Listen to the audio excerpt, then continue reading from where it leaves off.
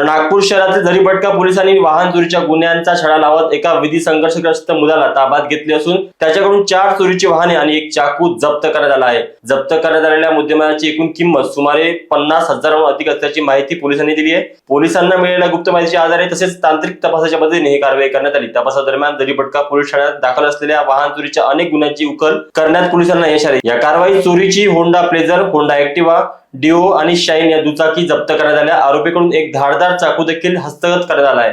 ही कारवाई वरिष्ठ पोलीस निरीक्षक अनिल ताकसांडे यांच्या मार्गदर्शनाखाली सहाय्यक पोलीस निरीक्षक आशिष मोरकडे व झरीपटका पोलिसांच्या पथकाने केली। अगदी बरोबर आहे। काल म्हणजे 2 दिवस अगोदर एकाच दिवशी 2 जे आहे ॲक्टिवा सारखे वाहन आहे ते 2 चोरी गेले होते। त्याच्या अगोदर पण एक वाहन चोरी गेलं होतं। मग त्या अनुषंगाने आम्ही तपास सुरू ठेवला। एक विधी संघर्ष बालक संशयितरित्या ताब्यात मिळाला। त्याची गाडी पण त्याच्याकडे गाडी होती, ती गाडीसुद्धा संशयितरित्या वाटल्यामुळे त्याच्या गाडीचं आम्ही माहिती घेतली तर ती आमच्याच गुन्ह्यातील चोरीची होती। त्याला विचारपूस केली असता त्याने आणखी 2 गाड्या झरीपटका हद्दीतल्या चोरी केल्याचे सांगितलं व एक पोलीस सदर हद्दीतील पण एक गाडी चोरी केल्याचे सांगितले। त्याचा तपासणी केला, त्याचा एक छोटा चाकू पण आढळून आला।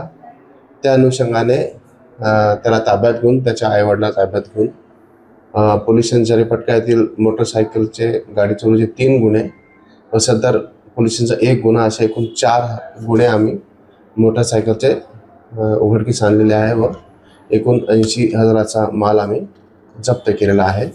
सदरची कारवाई आमचे API तपास पथकचे API मोरकडे त्यांच्या टीमने केलेली आहे। तसेच मान्य CP sir, joint CP sir, reason madam, DCP sir व ACP सर यांच्या मार्गदर्शनात आम्ही सदरची कारवाई केलेली आहे। सध्या तो काही शिकत वगैरे नाही आहे, असंच रोजचा उदरनिर्वाह चालण्याकरिता तो असंच चोरी करत आहे। लोकवाहिनी मीडियासाठी विशाल बांबडवाड यांची रिपोर्ट, नागपूर।